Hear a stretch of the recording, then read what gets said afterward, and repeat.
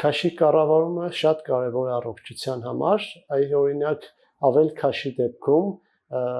մի քանի անգամ ավելանում է ունենալ այնպիսի հիվանդություններ, ինչպիսիք են շաքարային դիաբետ, երկրորդ տիպի հոդերի հետ կապված բազմաթիվ խնդիրներ, ներքին օրգանների ճարպակալման հետևանքով բազմաթիվ հիվանդություններ, սիրտանոթային խնդիրներ, ինչպես նաև թերքաշ ունենալու դեպքում թուլանում է իմունային համակարգը, հորմոնալ խնդիրներ են առաջանում, կարող է առաջանալ օստեոպարոզ, դա ոսկրային համակարգի փխրունությունն է ու կոտրվածքների հավանականությունն է ավելանում։